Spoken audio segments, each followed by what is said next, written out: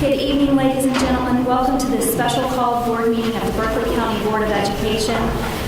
This Thursday, February 28th, it is 6 p.m. I call this meeting to order. I declare a quorum is present and the media has been notified. Do we have a motion to approve the agenda? So moved. Second. There's a motion by Reverend Spann, a second by Mr. Ramsey to approve the agenda. Is there any additional discussion? Hearing none, we'll call the question. All in favor, please respond by saying aye. Aye. Opposed, nay. The ayes have it. Just wanted to start tonight off to say thank you for coming out to give input and participate in the board meeting. It was really important for the board to have a full board meeting in your community and hear your feedback. I think you will see from the two maps we're considering, we really have taken the consideration from the community and tried to come up with a plan to really help the community make the transition. It's never easy to change. It is very hard. I actually was the last graduating class of the high school that I attended, and that's a very difficult thing to go through. So we completely understand that. We're compassionate of that. As a board, we have put a lot of effort into our capital plan. We started really in February of 2017 when we found out about the embezzlements from the CFO. We also realized our capital was overspent, and not overspent a lot, a little bit, but overspent by millions of dollars. That has continued to worsen, and we haven't had the money to make the capital improvements that were needed. So we started then trying to make a plan for not only things that we could do in the short term, but also make a plan for the long term. We don't want this community to bounce from one high school back to the other high school and then back to a different one. People are concerned about that, and that's not what the board desires to do. We want to make the best decision we can now. We don't want your children in overcrowded classrooms. But we have spent a lot of time while we were dealing with an embezzlement, hiring a new superintendent. This board in 2 years, I would say we invest probably 10 plus hours a week into trying to do a good job for the people we represent, which is you. So I don't want you to think that this is haphazard or last minute. We really have been working for a long time. And moving attendance lines is the least desirable option for me because I have lived through it as a student. I think you'll find from the guidelines and from the maps we've really tried to work hard to keep your children stable that are already in high school, to consider siblings, and to also hear the feedback of the community of the maps that you prefer. So we're going to have some presentations on what we have now as options. So our plan for tonight is to hear that information. Then we're going to do citizen comments. What we really as a board would like to hear. If you have an individual child with an individual need, we want to hear that for that child individually. But if you have feedback on the maps, if you prefer B or C, or if you have feedback on the guidelines for a scenario that we hadn't thought of that you think we need to consider, that's really what we want to hear about. And we really want to hear about your individual children individually so we can give that child care. And then we're going to have a first reading. All changes like this require 2 readings. Just because this reading passes this way, we're still able to take feedback, and the second reading will be at our next regular board meeting. So very quickly you will have a final decision, which I think is also what the community desires, is to not be in limbo anymore. So we plan tonight to try to move this process along for you so you know the outcome, but also to get continued feedback. So I'm going to recognize McNeil, Dr. Tony Parker, who is our consultant to the board, who has been helping us to develop this process. Oh, I'm sorry. One thing too is we have been doing a lot of planning and getting community feedback, but part of the reason we wanted to have this meeting tonight and quickly is so that this is just a first reading, but so that ultimately we can have the first and second reading so that folks can plan accordingly. Because one of the things and biggest concerns we've heard is, look, we're concerned about the decision, but we really just want you to make a decision so we know where our children are going to go. And so that was part of the reason for setting this thing so quickly, and so that ultimately we can make a decision. Y'all know what our decision is, so that you're not in limbo with uncertainty. Sorry. Thank you, Madam Chair, and I would like to impress upon the audience tonight the level of work that has gone into the efforts that this board has made. They engaged 3 companies, Barney Park and Associates, to look at education adequacy. They employed Numeric Solutions to look at growth, to look at the numbers and the dynamics in this county. They also employed CDRE to look at life cycle maintenance and predictive cost feasibilities for the district. In a year spent on studying the district, studying all the facilities, we came up with a master facility plan. Now, for your information, this plan can be viewed on our website. You go to our website, you can find the completed plan on the website to review your information. Now, in doing this, the board also established in-house a construction department. This construction department is going to focus on new school construction. They're going to focus on other issues such as looking at protocols for land acquisition to build new schools. They're going to revise the district educational specifications in building new schools. And they're going to develop a process by which prototype models can be built in this district to save money on the cost of new schools. Now, this comprehensive effort was critical as a starting point. And there are a couple of people I'd like to recognize tonight who were instrumental in this. Mr. Wayne Evans and Mr. David Ho. David is here. I'm not sure Wayne is. He is still working. But I want to thank them tonight in their efforts in focusing on this master facility plan. The most comprehensive plan, I think, in the state of South Carolina. The other things that the board charged us with is looking at a 5-year plan, and also looking at mid-range and long-range planning. Now, in so doing, what we propose to the board, as far as our short-range options were concerned, is the full utilization, the maximization of looking at our high schools and fully utilizing our high schools. In some cases, what that required was sharing classrooms. Not ideal, but when you're in a fast-growing school district, sometimes you've got to do that. They looked at another area that we're here tonight about is how do we look at the schools that are overcrowded and we adjust our district lines to fully utilize all of our schools as best we can.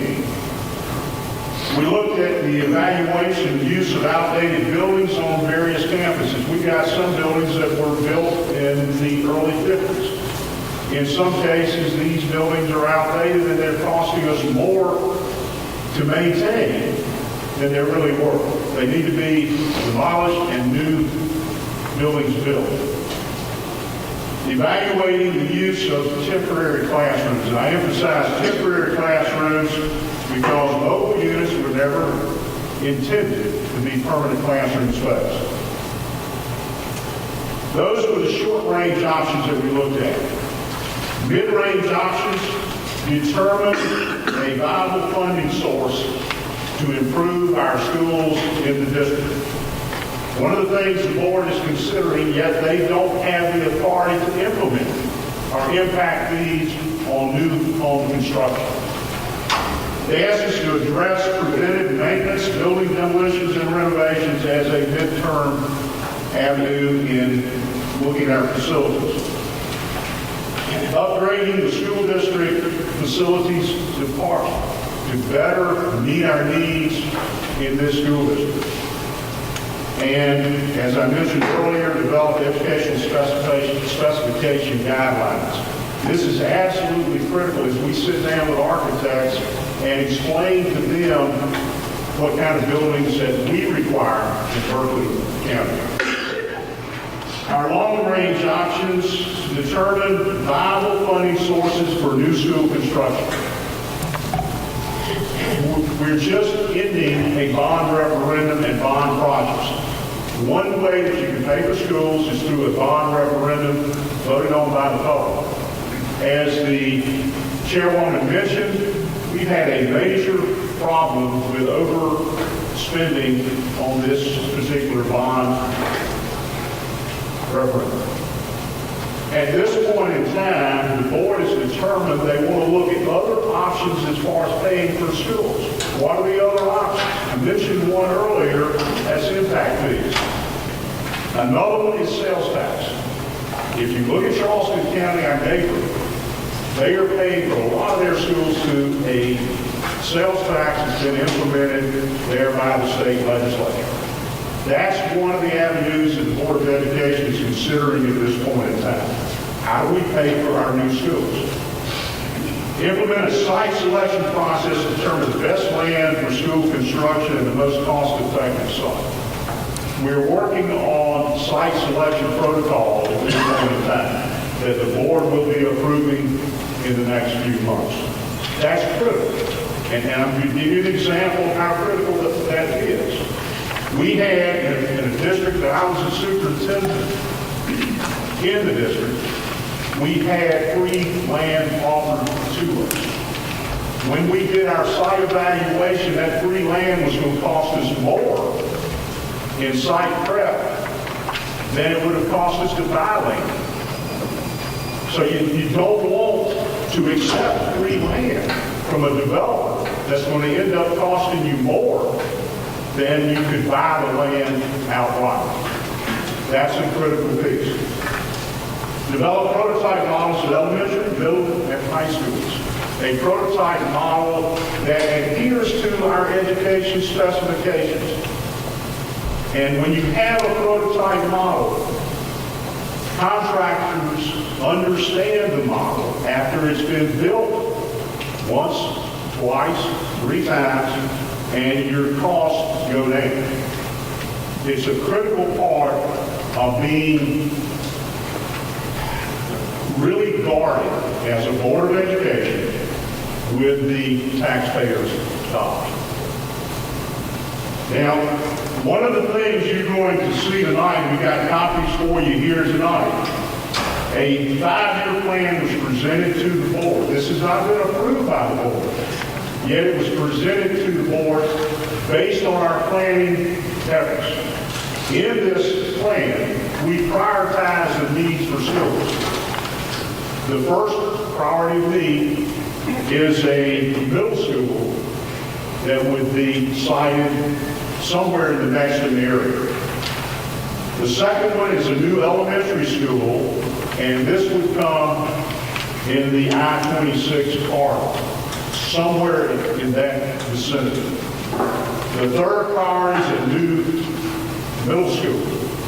The fourth priority is another new elementary school. Classroom additions, we're looking at classroom additions at Cane Bay Middle School as top priority. We're looking at Cane Bay Elementary School as far as additions. We're looking at St. Marie Middle School as far as additions here. And we're looking at Goose Creek Elementary School as far as additions there. And we've got others on our list, copies of which we'll be glad to give you here tonight. Or if you contact our public information officer, Ms. Katie Foreman, she'll be glad to either email these to you or to talk to you about it and discuss them with you. Now, what I've gone over with you tonight is basically to give you some information. One of the questions that we got at our public hearing, why did the board plan better? I don't know of a board that has planned any better and tried to meet the needs of the community any more than the Berkeley County Board of Education. They've done an exemplary job since they have been representing the school district, representing the children. Now, one piece that we're here to talk about tonight is looking at the district lines. And with that, Madam Chair, is there any questions for the board or any explanation that you'd like from me? I'll be glad to go over those at this time. We have our two options here. If you will recall, those of you here with the first public hearing, we had one option we brought to, we split the district.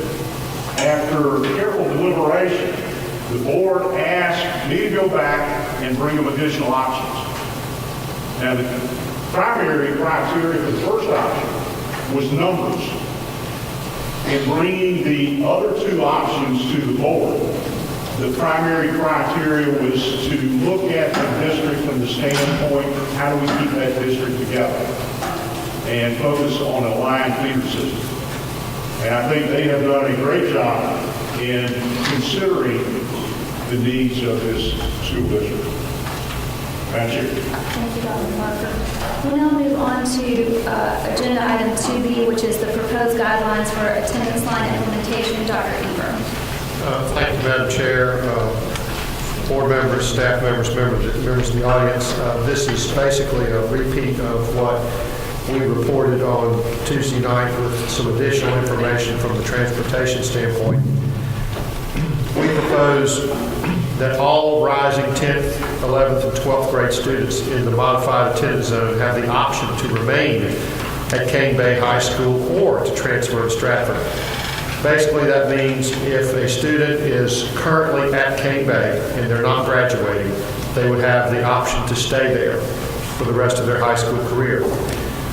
Rising 9th grade students, those in the 8th grade this year, in the modified attendance zone will attend Stratford High School beginning August 2019. There are exceptions. Rising 9th grade students who could, or 8th graders now, who have established athletic ability or eligibility and presence at Cane Bay would have the option to stay there and to complete that. There's a sibling clause so that siblings residing in the same household that will attend high school in the same calendar year have the option to attend Cane Bay High if their older sibling remains a student there. So we don't want siblings to go to two different high schools at the same time. So we're trying to cover that with the sibling clause. Transportation, as much as we would like to, be able to provide transportation for students who make the choice to remain at Cane Bay, we do not have the resources to commit to that separate attendance zone transportation. So our recommendation is that any student who meets the above criteria and chooses to remain at Cane Bay High would have to provide their own transportation. And at this time, I'd like to call on Senior Associate Superintendent Dion Jackson for some further information about our transportation issue and challenge.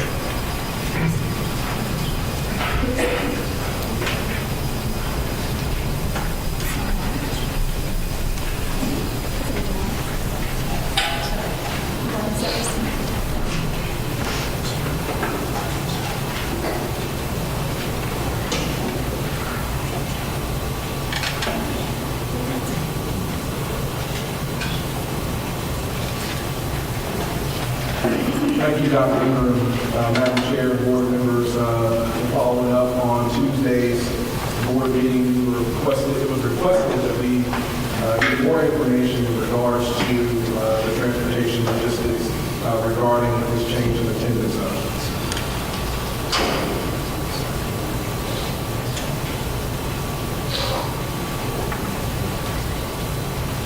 All right, so this slide basically explains where we currently are and a projection of where we would be next year with the change. Now, to get these numbers, to capture these numbers, we use option B, which would be the most amount of students that would be reassigned. That's the most amount of students. So currently we have 410 bus riders grades 9 through 12.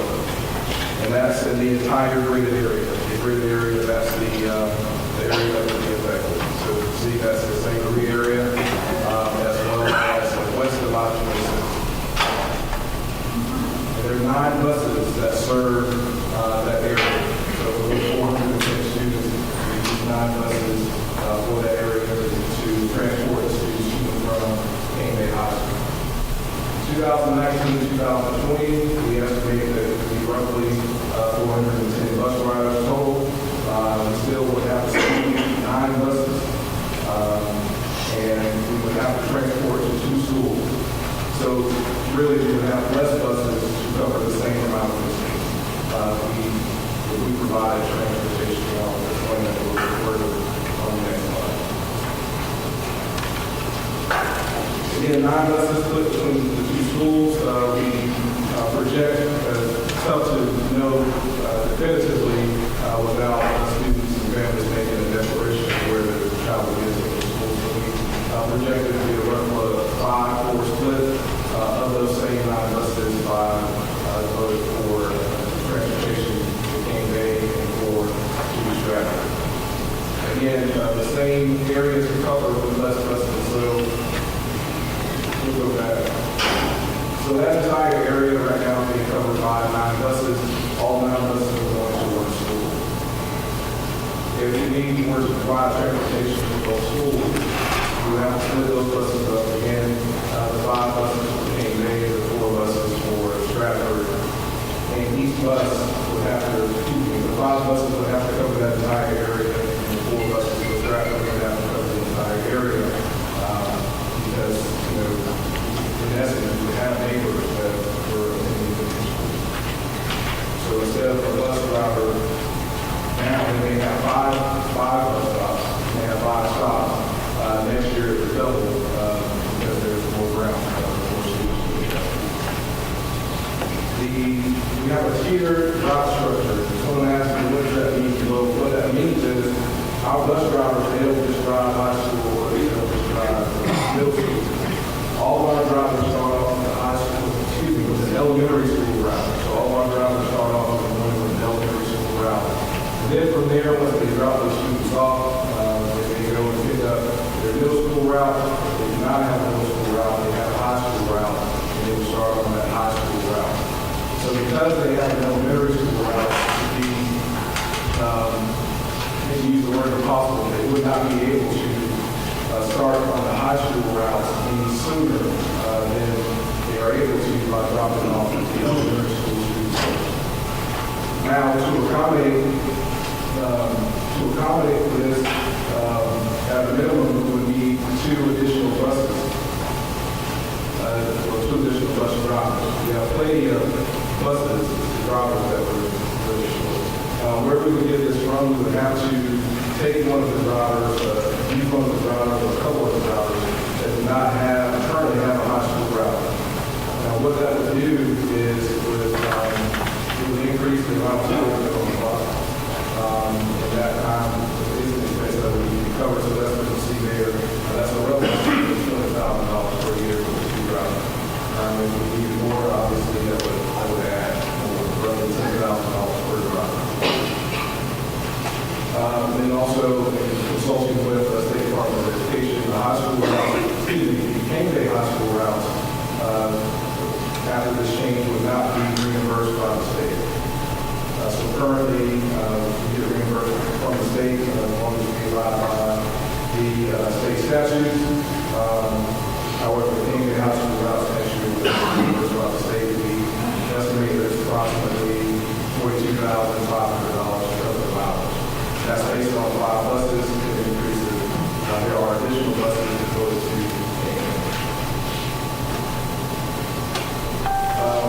try to think of some ways to kind of ease the pain, if you will.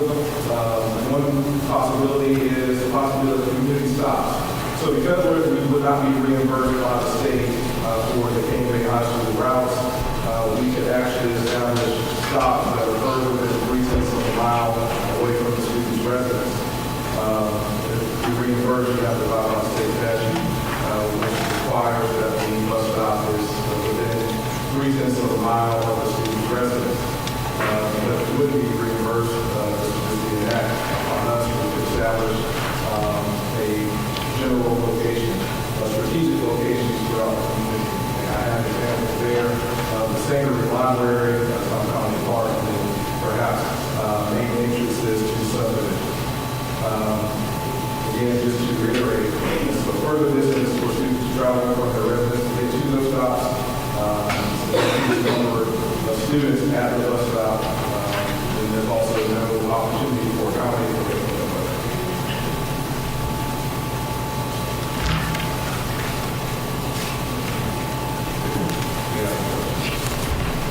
So, we, just for the audience's edification, we asked Tim to look into this because it was something we felt strongly about as a board, that to the extent we can provide transportation, we thought we would. But based on your analysis financially and logistically, and I see we got a UPS guy here, so he'll understand this, but you don't think it's feasible for us to do, at least do it as is? Correct.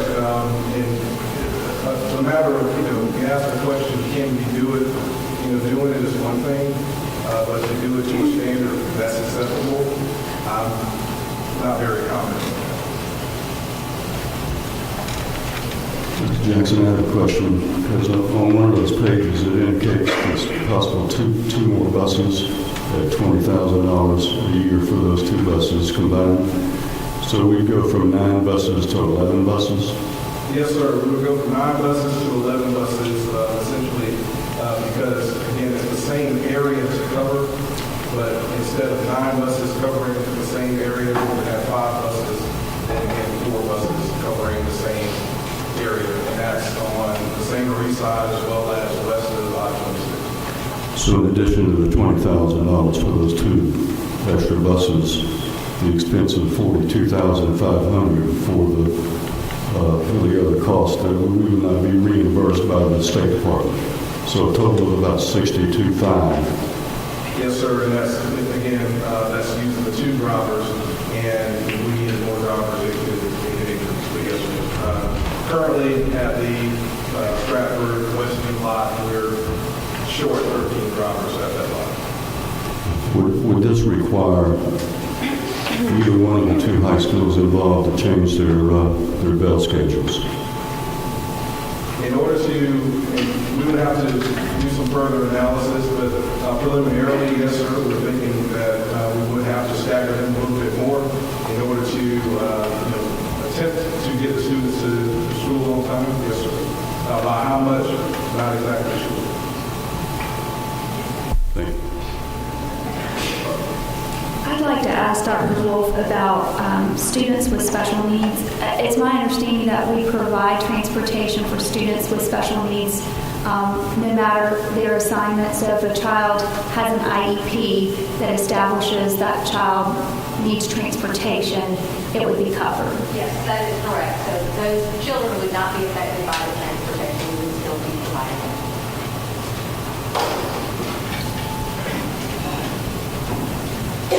Madam Chair, Yes, sir.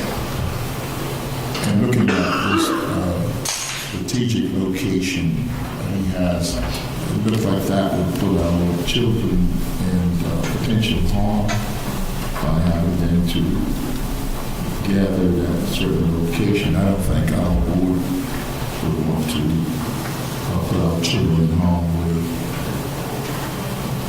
doing that. Also puts a lot more children at the same bus stop. Right. I agree with you, Reverend Span. I don't think that would be a very feasible thing to do. It puts them further away from their residence where they would have to walk further. Too many children at one bus stop is certainly something that would unsupervised and could be a hotbed for potential problems. And taking into consideration weather conditions. I wouldn't want my child or my grandchild standing out there in the middle of a thunderstorm. So I don't think that would be feasible at all. Mr. Jackson, this one final question along those same lines. These community stops, was this under the contingency of the 9 buses or the contingency with 2 additional buses?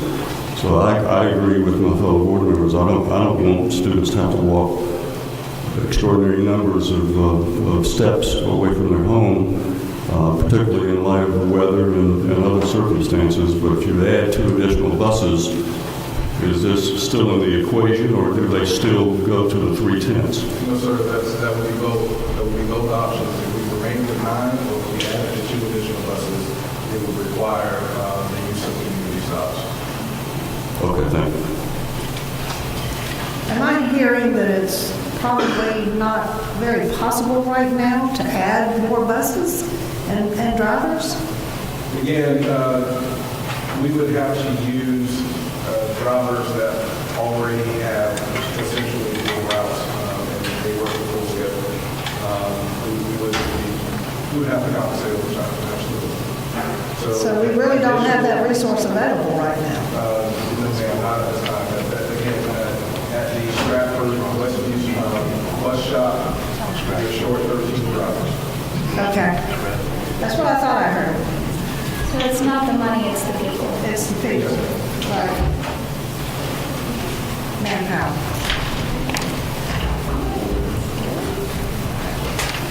We'll now move on to agenda item 3A, citizen comments.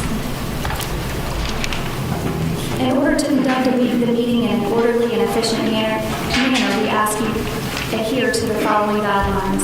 Stakeholder comments are welcomed and encouraged. However, the board will not take immediate action on public comment at this meeting.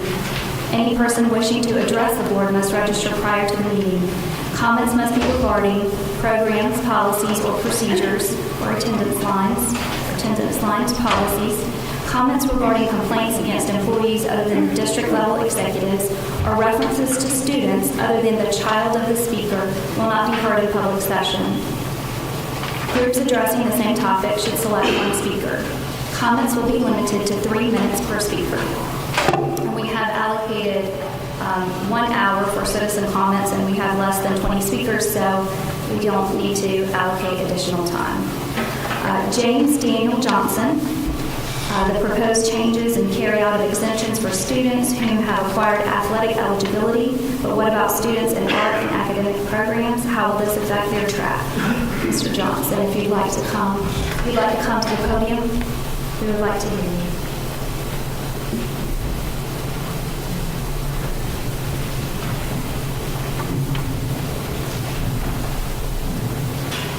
I'll try to keep this brief. My daughter is actually going to Cambridge. She's a junior. She'll graduate if everything goes well, and she's in the top 50th percentile of her class.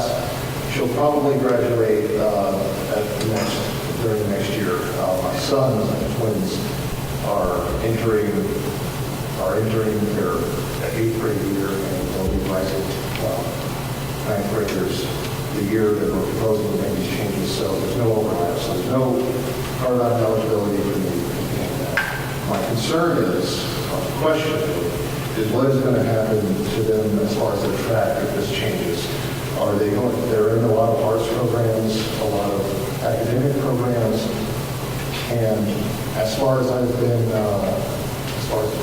for me so far, every bit of that has gone to King Day. We've gone to King Day for their concerts. We've gone to King Day for academic competitions. So now I want to know, first off, are those going to be, they're going to be offered the same opportunities as Stratford? Are we going to get the same quality of those kind of things for them? And personally, just my opinion, don't think it's fair to offer that to people for athletics and not athletics. Next up, second to register, James Brownlee. Rezoning exceptions, athletics versus other programs, arts, band, chorus, strings, drama. Mr. Brownlee.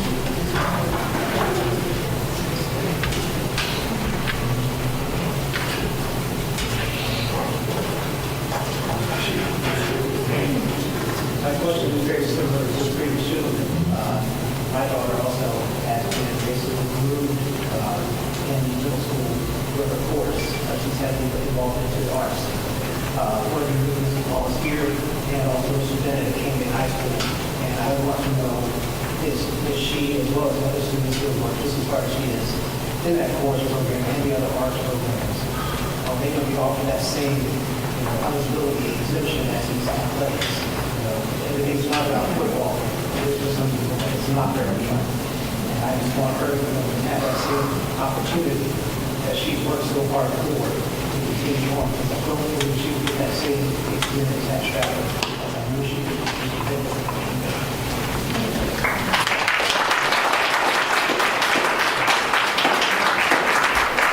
Next up, Tara Suber, redrawn district lines.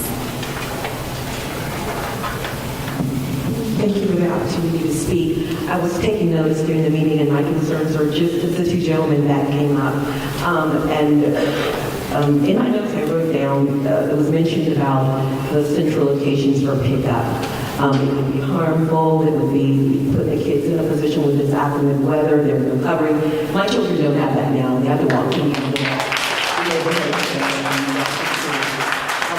elementary school, attending Sangaree Intermediate and elementary, but there were people within a mile of the school. Rain, snow, sleet, we had to walk to the school, to and from. There was no transportation provided, so I don't see where that is really relevant.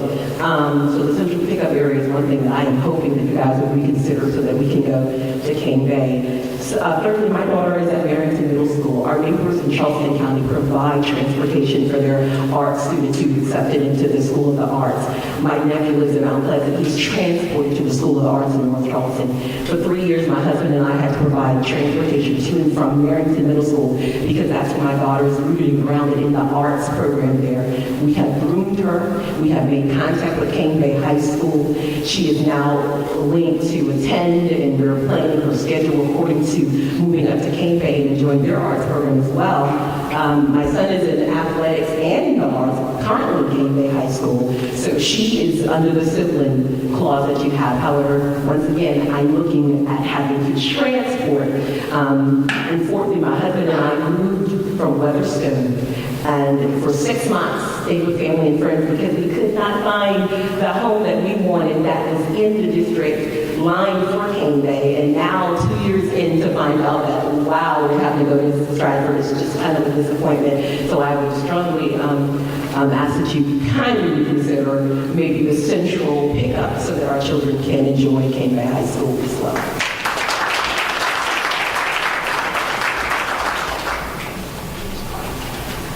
I might butcher this last name. Jamie Hagan? Close.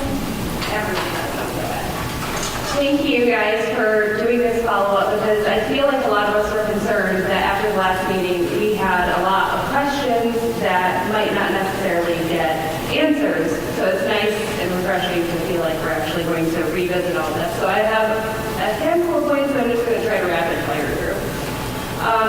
During the last meeting, I kept asking a question that nobody seems to be able to give me an answer to. I don't have much skin in the game yet. I have a preschooler at Sangaree and a 2-year-old.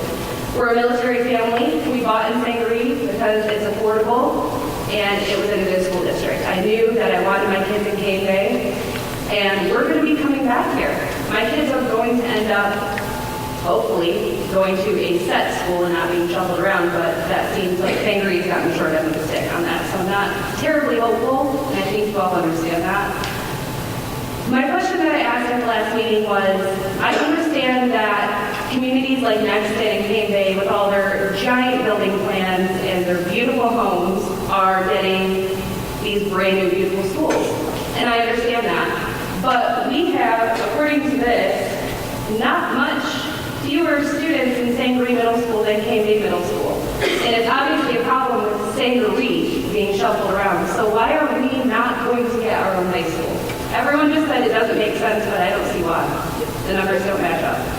It seems like our kids deserve more than a roundabout at the end of our plan. I feel like the district seems really cool with shuffling our kids around as long as Cane Bay and Nexton is comfortable. And that's not okay. Another point that I was discussing with some of my friends in Sangaree after the last meeting was I spoke with one of the really nice gentlemen from Stratford Downs about why Sangaree basically accommodate all of St. Marie and Hunter's Bend as to what has changed. He told us that just long-term was going to cause the same problem that King Bay had. So, yet again, if we're going to fill up another school and our property values are going to suffer for it, why aren't you guys giving us a high school? There's a bunch of great new construction proposals, and a high school isn't one of them, but that's the problem.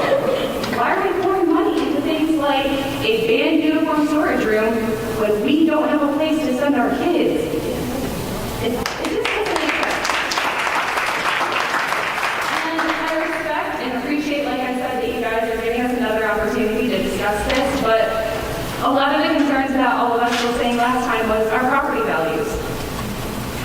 My friend purchased a beautiful new home in Hunter's Bend and wants her kids to go to King Bay. She's now going to send her kids to Stratford. She could have bought the same house in Crowfield Plantation for $180,000. Her property values are going to tank. All of our property values are going to tank. Us newer residents don't have the option to get out and buy in a new school district. We can't do that if our houses aren't going to be worth it. It sounds rough to say, but like switching to Stratford is going to negatively affect our property values. I don't think it's a bad school, it's just how it is. When people move into the neighborhood, they want to know that they're going to a nice new school district. It just is what it is. So taking that and the effect, I feel like this was met really negatively last time this district redrawing. You heard St. Marie and Hunter's Bend saying, no, we don't like this. And we were split down the middle. So it's like you guys said, oh, you don't like that? Now all of you go to Stratford. Amen. Amen. I understand that you switched some numbers to keeping everyone together, but it feels like a slap in the face. It feels like you guys heard what we were saying and then just disregarded it. And I don't know if the opinions that you took on board were those of King Bay or those of Nexton, but it sure wasn't ours. Ma'am, if you could wrap up. Yeah, absolutely. I have Thank two you. more, no, just one more bullet point. No, actually, I think I covered that already. So thank you again. I hope that you take on board the opinions of St. Marie and Hunter's Bend residents, because I feel like it went the opposite direction of these community proposals. Thank you so much. Tracy Simon. Son will be a senior. We want to talk about transportation. Simon. That's me. Okay, sorry. Is that the right way to say that last name? People in the school district don't usually get that right. All right, so I was at the last meeting. I do want to start off by saying, and yes, we had issues with not knowing, but now everybody knows, and all of us are affected in a negative manner.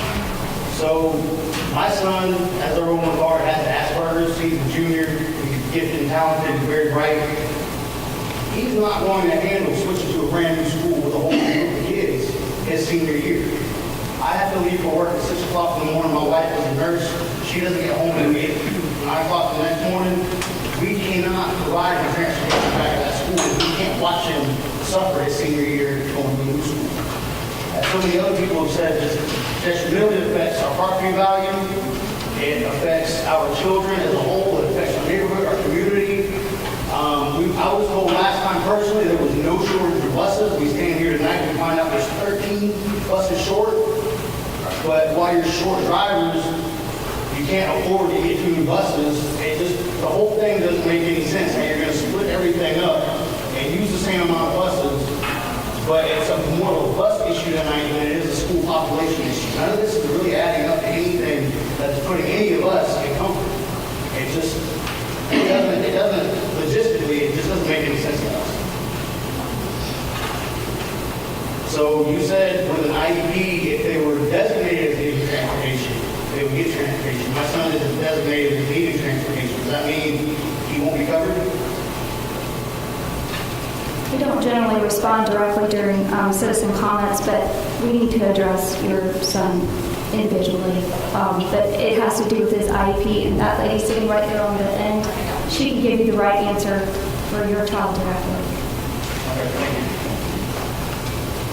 Mary Clark, overcrowding of classes isn't real. We feel like we're being punished. Get him, Mary.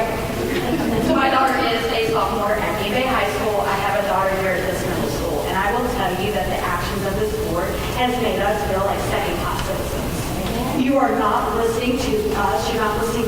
children, you are ripping away a quality education and saying, oh, you'll be okay, you can go here.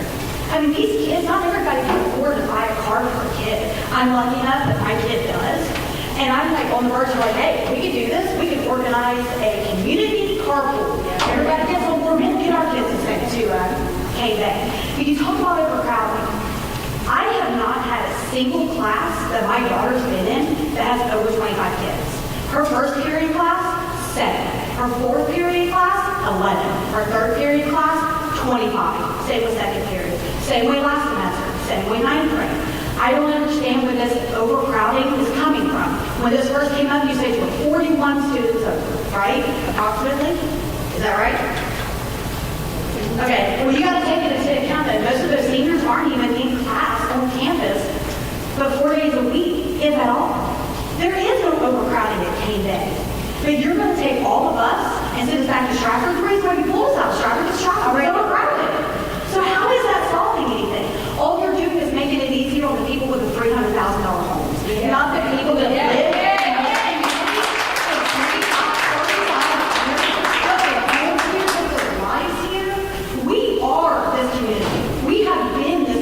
for decades, and you were punishing us. You did this to us 6 years ago, and you know what? Everybody took it on the chin. They're like, okay, I know my friend back here had one son graduate from Stratford, the other one from the came back. We took it on the chin, and now you're doing it again, and you're abusing our situation. You're abusing our neighborhood. You're not listening to us. My 10th grader has already got her entire high school career mapped out with her IGP. Everything's mapped out. And you just want to uproot her and throw her in another school that doesn't have the classes like marine biology, American Sign Language, which, by the way, she plans to major at Clemson University. What do you think the chances of her being able to continue that if you throw her to Stratford? It's not going to happen. And I have a 6th grader here who is in the arts track. She is dedicated choir. She's dedicated band. She's a gifted and talented student. Her face is on that board out there for a soaring eagle. She's an amazing kid. And she's petrified that she's going to have to leave and go to a school that she knows doesn't offer the things she wants to take.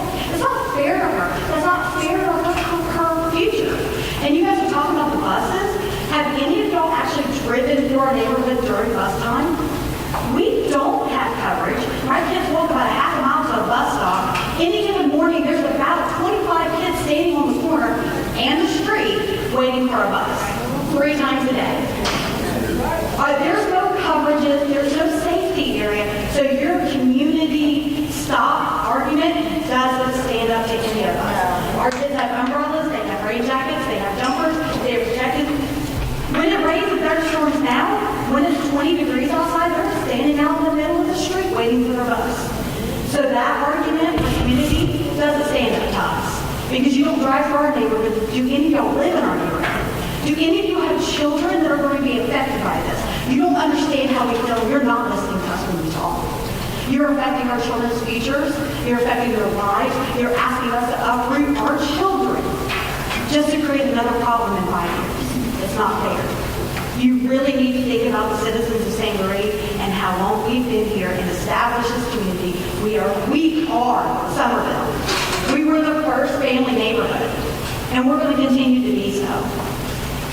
So you really, really need to pick on somebody else because we're really tired of taking the rough force of it. We understand the growth is not your problem. It's not something you can change, but you can work with county council and say, hey, yo, we got a problem. We're drowning. Let's come to an agreement.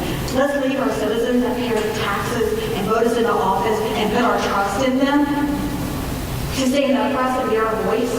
Let's actually stand up for those people. Because that's what we need y'all to do. We need you to be a voice for our children, especially right now.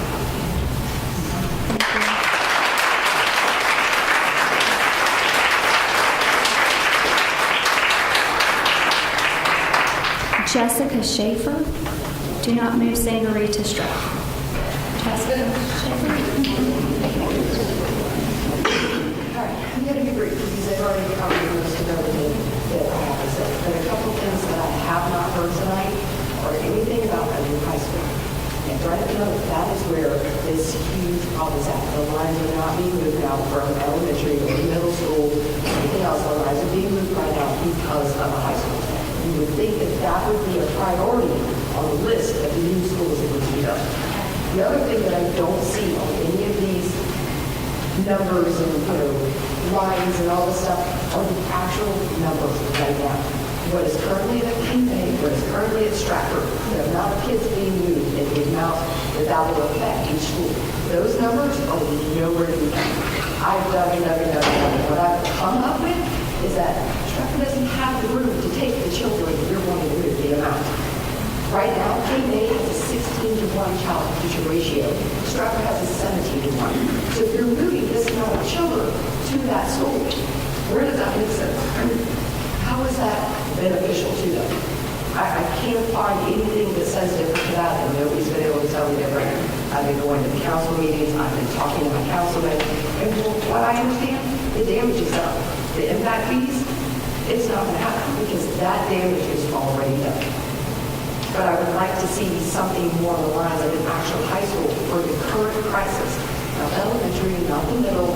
I don't see that anywhere in everything that you guys are proposing.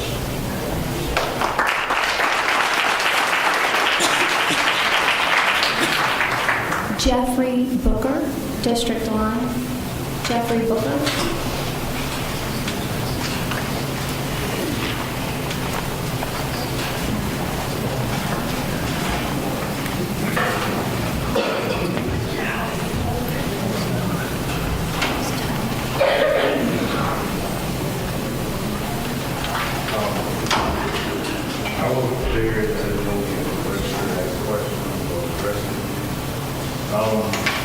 My main concern is that my daughter is in the 10th grade.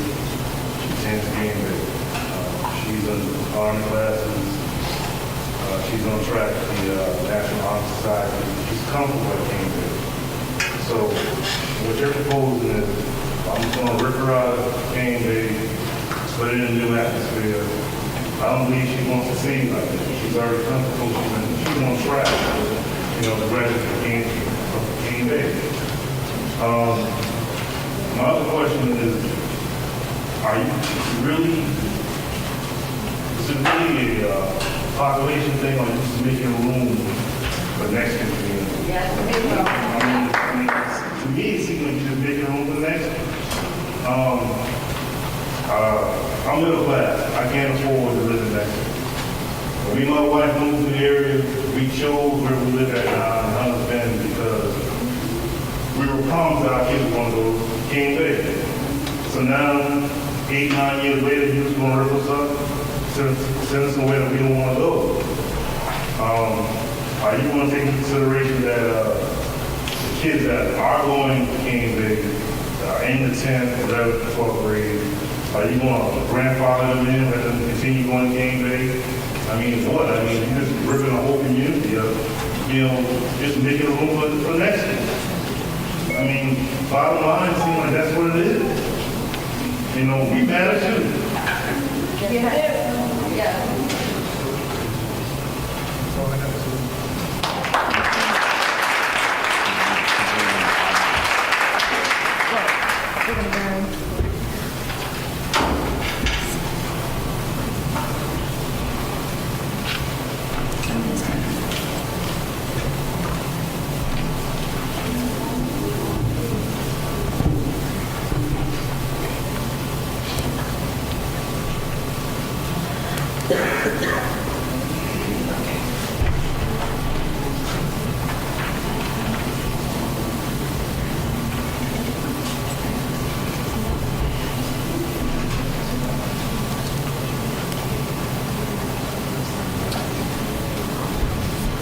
Dr. Parker, can you come back with the numbers for what each B and C, how many children that moves? And then I know in the facilities plan are the current numbers.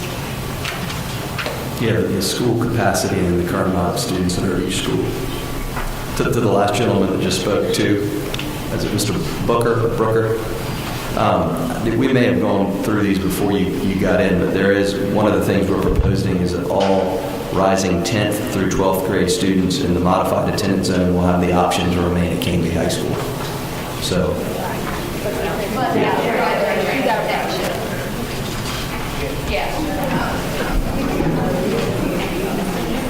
What you have is option, Madam Chair, and option B,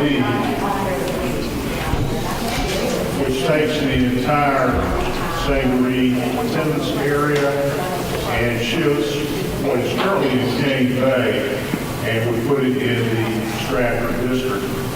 You've got 798 students. Now that is a 4-year transition. In 2023-24, we're looking at about 900 students. That, again, is a 4-year transition. In the beginning, you would have 100 plus each year for 4 years. Now, that's the maximum number. The first option, option A, that we brought to, took into account the capacity that we had at Stratford and looked at the numbers as far as King Bay is concerned.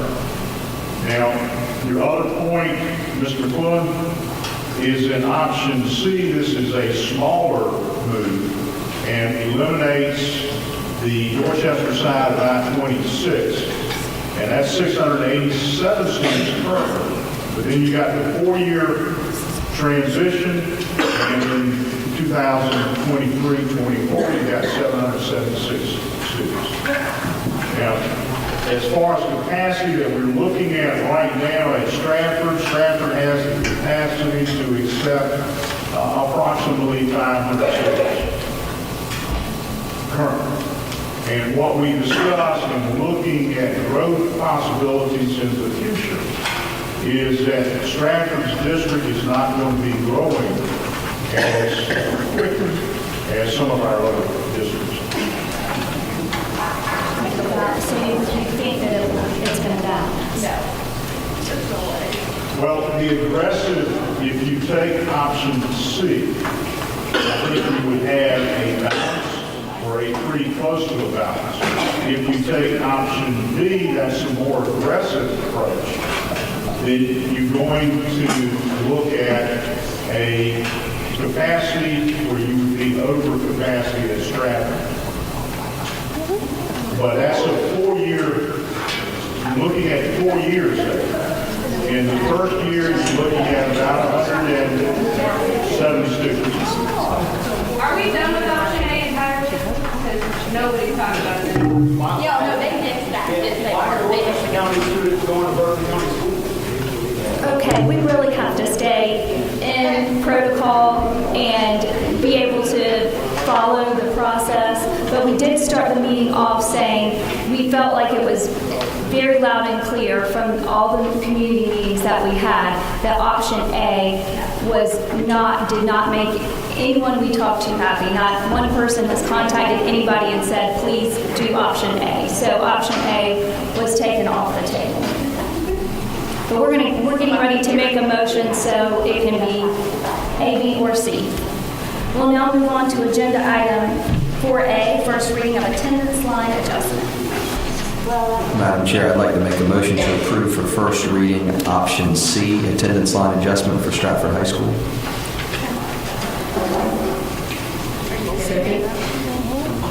There's a motion by Mr. McClellan, a second by Ms. Littleton. For option C of the first reading of attendance line adjustment. Is there any further discussion on option C? Madam Chairman, I'm going to abstain from voting. This is my district, and I'm hearing the angst within my constituency.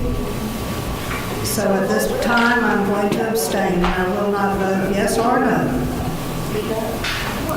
All right, any further discussion? Madam Chair, I'd like to make a comment or two, please.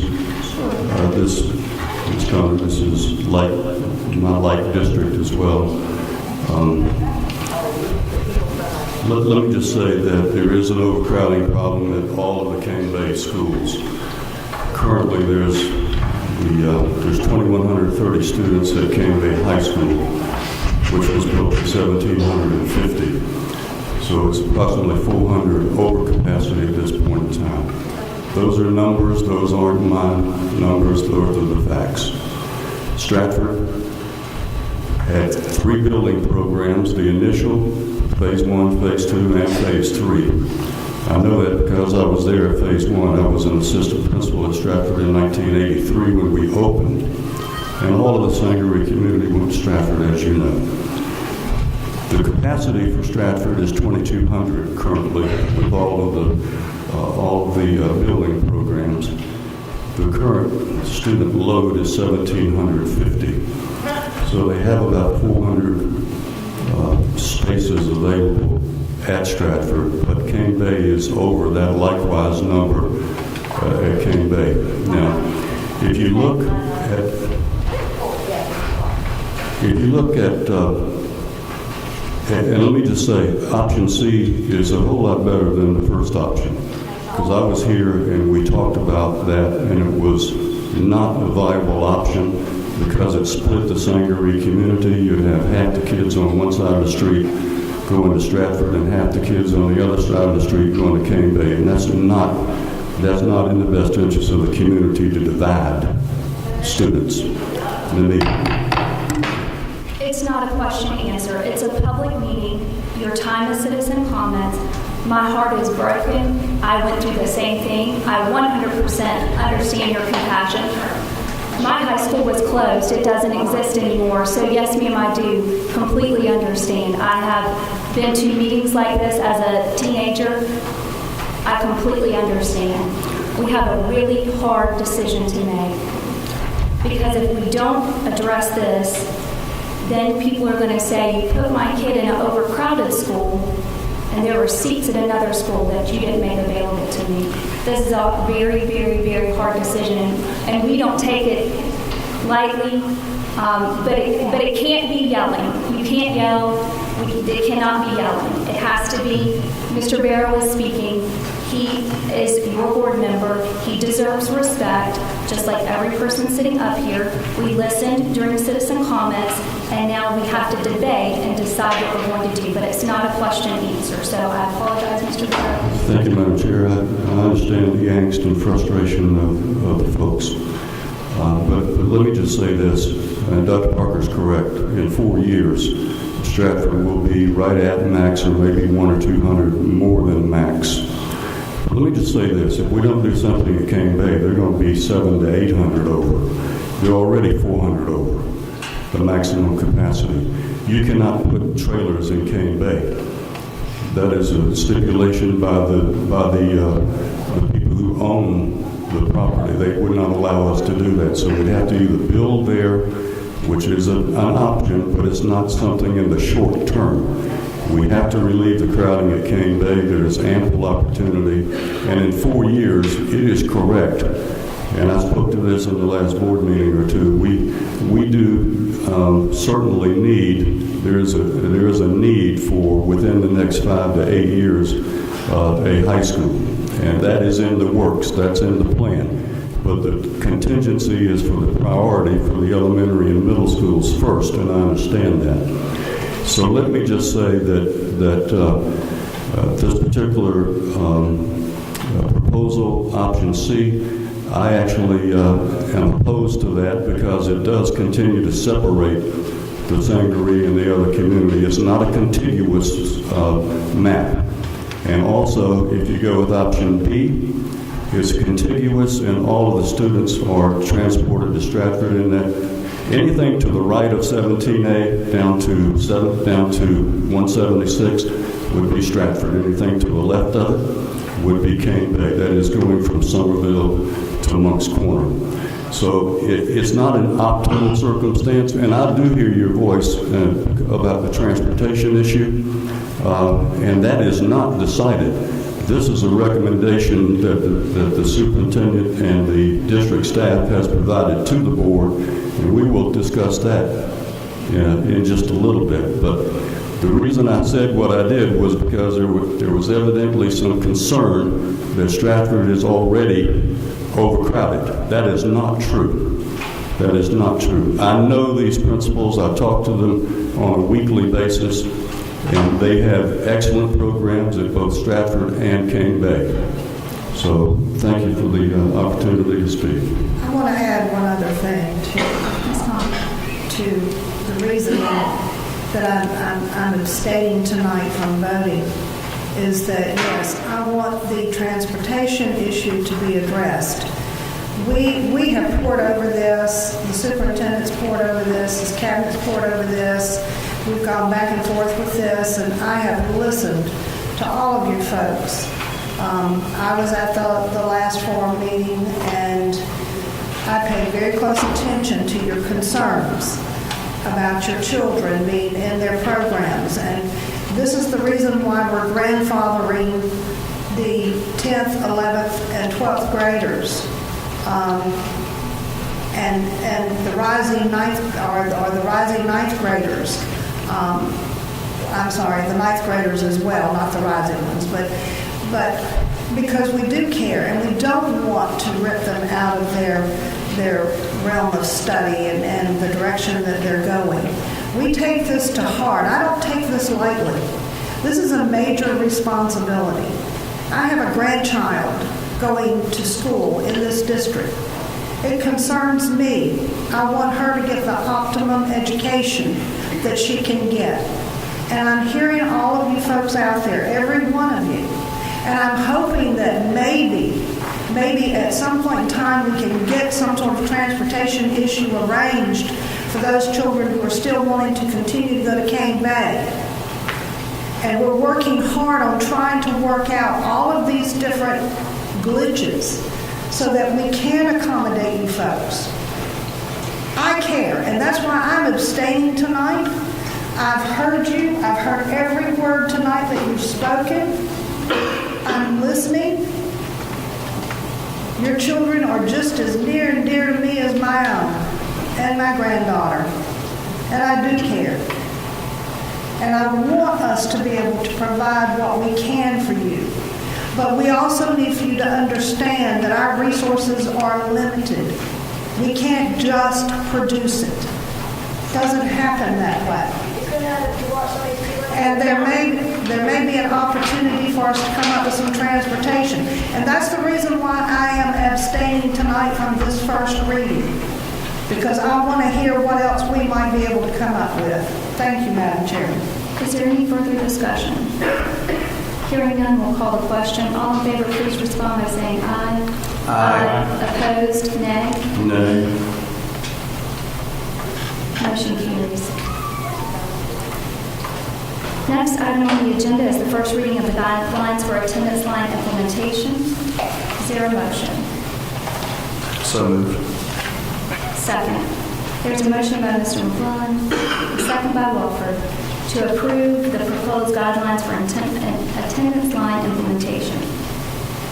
I did want to address the academic eligibility and why that was specifically stated in the way that it was. If you're playing in middle school, if you're playing in 7th or 8th grade, you've established eligibility with the high school league with that high school. It's very specific circumstance. It's not a preference over athletics. But if there are other children who have established a connection to a chorus program, to the band, to some other program where you have established a connection and have participated at the high school, we will entertain those things. Those are one by one. There will be a process, and those will be things that we will hear. We didn't get feedback that there were, 30 kids in that situation, so we plan to hear those one by one. If the board so chooses, we can go ahead and update the guidelines. We can amend the guidelines and add.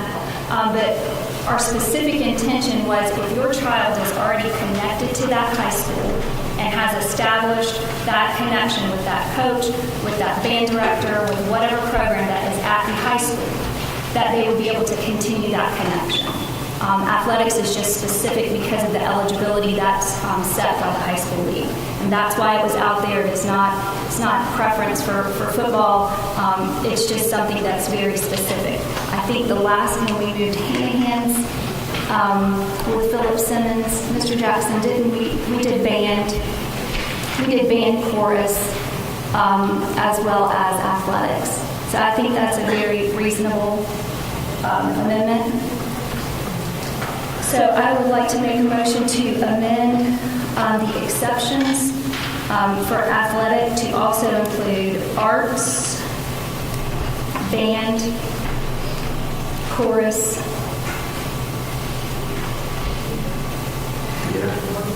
theater, orchestra. We do not want to break that relationship with your child with that high school. I second the motion. All right, so we're voting now. So there's a motion on the amendment by Walford, a second by Ramsey, to include arts, band, chorus, theater, orchestra in the exception. Is there any debate on the amendment?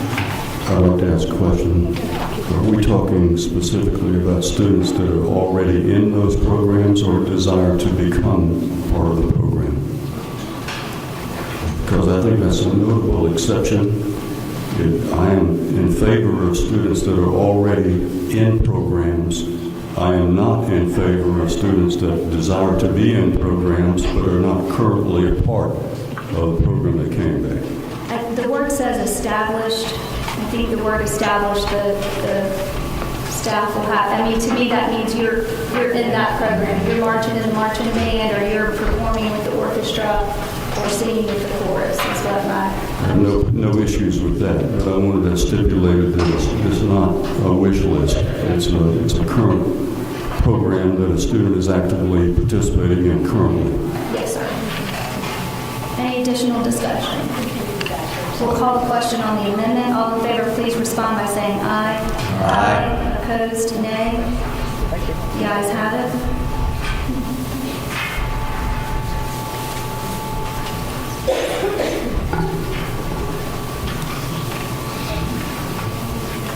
I'd also like, just based on Ms. Connor's comments, since she represents the folks of this district, I mean, we represent every student in the district, but particularly Ann is elected by the folks, and Ann and Mr. Barrow are elected by the folks in this room. I'd make a friendly amendment to maybe table the transportation discussion. I guess, well, this is first reading. We can approve it, but my thought is let's approve it, but let's also look at what the options are to see what we can do on the transportation front before we vote on the guidelines for final approval. The final, I wholeheartedly agree. I think the real issue is to get transportation for the kids in this area. It's not just continuing the relationship at Cane Bay that they've already established, but it's making sure they can get there. We do have we have a major issue getting bus drivers. And it's not just here, it's all over the district. Somebody said we don't have enough buses. We have buses. We don't have people to drive the buses. And we have pushed up the bus driver pay probably 3 times in the last 2 years trying to recruit bus drivers. So I'd like us to look again on transportation. There has to be a way to work the transportation piece out. And we do walk a mile. If you live right within a mile of here, your kids are walking to this middle school. So we do walk. And so walking to a community bus stop, although I do understand the risks of having lots of kids at the bus stop, I understand the other part, but I think it's more important to get the kids back to the high school.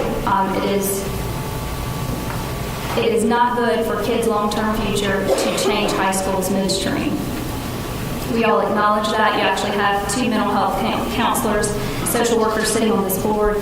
We understand that. That's why these exceptions are here, because we don't want to break that connection that a child already has to their high school. At the same time, we have to make very hard decisions of how to meet the needs of every kid and not put your kids in overcrowded classrooms. So I want us to look again on transportation. So I'm going to vote yes, but I want that to be changed by second reading, hopefully that we've got a solution for transportation. Any other discussion on the guidelines? The discussion the other night, Madam Chair, was for transportation. And And I think Dr. Ingram indicated that we would love to have transportation available for those students that choose to continue to go to Cane Bay or under the exception, but for a 1-year period, for a transition back and forth for 1 year because of the opportunity to, in a good faith effort, to do this for 1 year. And Dr. Ingram, if you'd like to speak to that. Well, I would love to do everything that everybody wants. The reality is that's not always possible. And if it's very hard to implement something for, just telling you the way I see it, it's hard to implement something for 1 year and then pull it back, because then people say, well, you did it for 1 year, why can't you keep doing it? And I understand that, but we would have to thoroughly analyze the long-term cost and the ability to get drivers. And I'm not saying that we don't work hard to get drivers. We're looking at ways to work harder and faster to get more drivers than ever before. It's not a local problem. It's not just a state problem. It's a national problem, getting bus drivers. And we are probably guessing now, Mr. Jackson, maybe 35, 40 drivers short district-wide. So I don't want to sit here and promise and then it get real messy and everybody be upset about it. I'm pleased as superintendent to do anything that the board asks me to do. But I also believe in being truthful. It'll be messy and it may not work. But if that's the will of what this body wants and what the public wants, we'll do our level best to provide it. But it's going to be extremely challenging. But again, we're pleased, we're here to serve. So me and my staff, we're servant leaders. So if this is what everybody wants, we'll do our level best to do everything we can to make it happen. Any other discussion on the attendance line implementing dictation guidelines? Hearing none, we'll call the question. All in favor, please respond by saying aye. Aye. Opposed, nay. The ayes have it. We'll now entertain a motion to adjourn. So moved. There's a motion by Ms. Lipson, a second by Mr. McQuillan. Who was it? It was you. Is there any discussion? Hearing none, we'll call the question. All in favor, please respond by saying aye. Aye. Opposed, nay. The ayes have it.